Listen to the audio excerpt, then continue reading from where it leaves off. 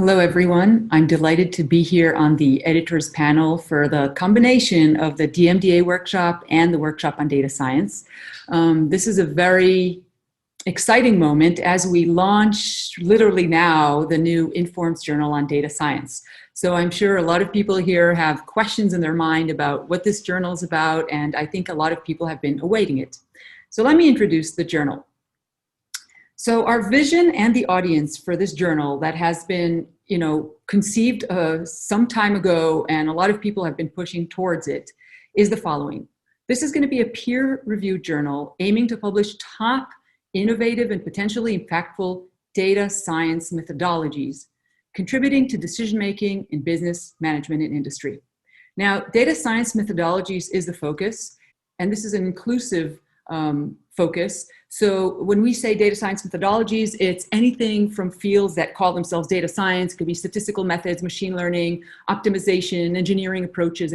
Any computational disciplines definitely are included in data science methodologies. Notice that what makes this journal special as opposed to other data science journals, let's say outside of Informs, is our focus on decision making.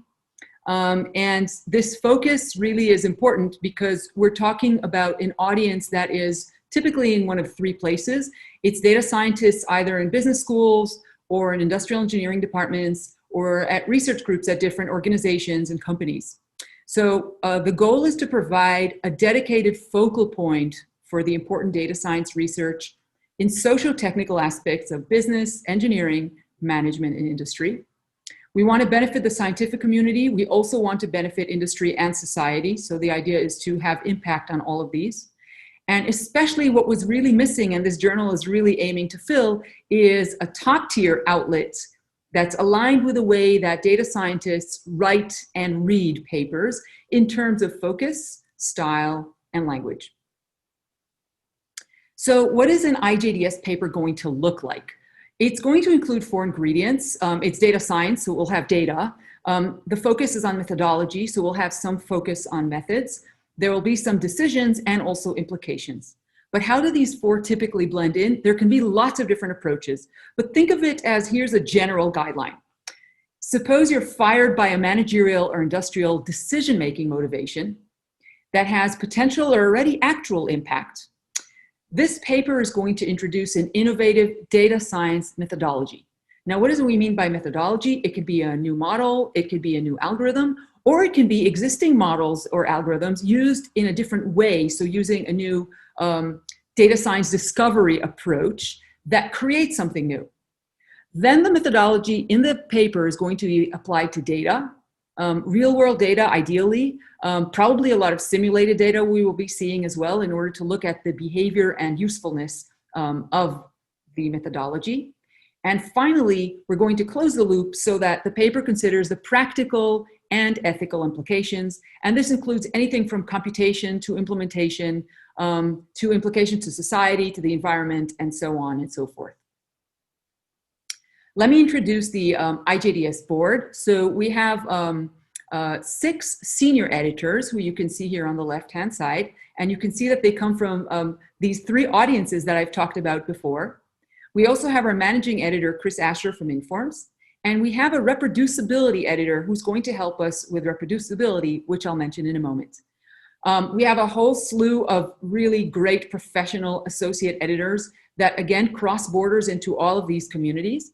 And there's some statistics at the bottom where you can see how we have male and female breakdown and locations. We try to align this well with where our audiences of data science are located.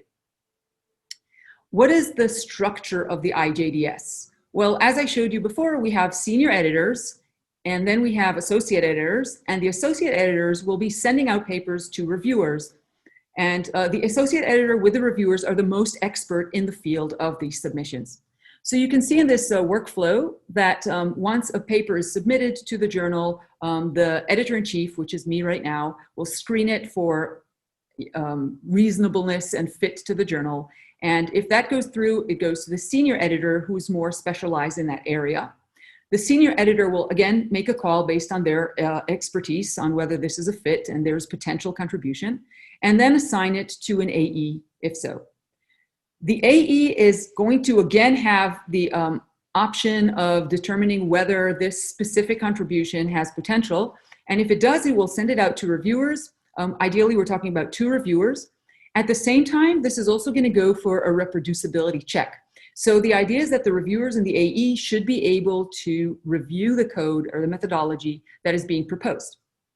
From here, it's the usual workflow that you're used to. The reviewers provide their reports, go back to the AE. The AE is supposed to synthesize the reports and provide the authors with a work forward if it's indeed a revision.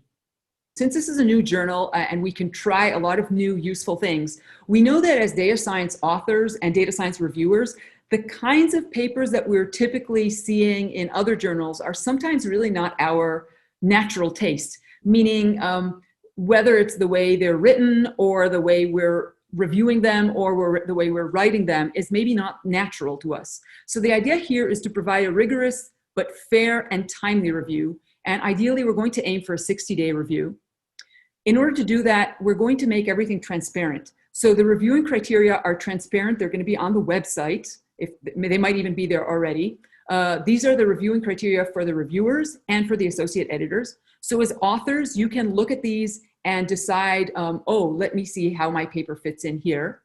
We're also limiting the length so that this is easier to review so that the main points are there. So 25 pages maximum. And if you're wondering what font size and what margins, well, don't worry about that because we have a LaTeX template. So you just use the LaTeX template, don't fudge with it, and that's the 25 pages.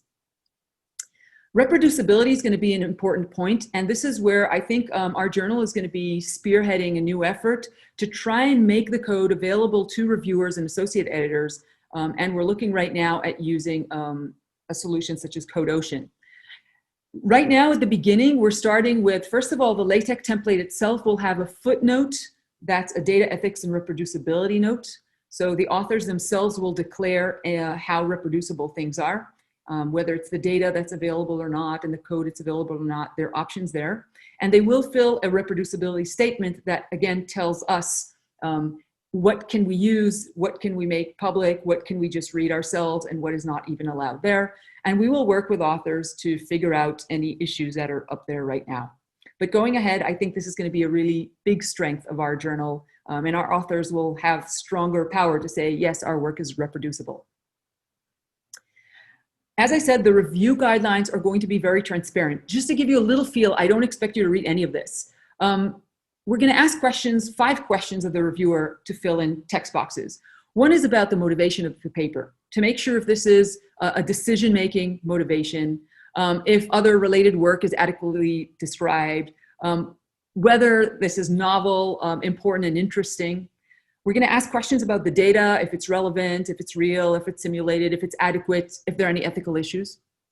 Thirdly, we're going to ask about methodology, and this is again important because this is the key here to what makes it an IJDS paper. So is the proposed methodology presented sufficient, or is it too much detail? What is novel about it? Is it properly benchmarked? Are there any critical errors going on?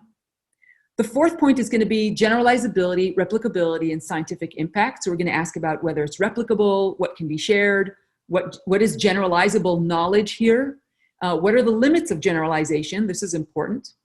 And the 5th one will be about novelty, relevance, and rigor. Notice the footnote here that rigor for IJDS does not require mathematical proofs or theorems. We can definitely use computational approaches, empirical approaches here, and this is one thing that makes this paper different. Finally, there'll just be a summary checklist that the reviewer will go through to make sure they covered all the 5 points. The associate editor guidelines will also be transparent and on the websites, and you can see that these are exactly following the questions that we're asking the reviewer. The associate editor is synthesizing and adding their own expertise so that they can help guide the authors towards a revision if needed. If you're going to review for us, then this is the kind of interface you'll see. You'll basically see some text boxes, 5 text boxes with the questions that I just showed you a minute ago. And of course, you will come up with your own decision and give comments. The idea for this journal is to be open-minded. We want to see how these papers are going to be useful. We're not looking for the reason to reject it. We're looking for the reasons to accept it. Of course, that doesn't mean that everything is acceptable, but this is really about inclusiveness and trying to go out of the box and get really great papers published. So I'm going to close here because I think you're going to have a lot of questions that I perhaps have not thought about. I urge you to go to the website and look at the editorial statement, look at the reviewer guidelines, AE guidelines, reproducibility guides, everything that's there. And of course, please go ahead and submit your papers. We're looking forward. The doors are open. The system is working, and looking forward to your submissions. Thank you.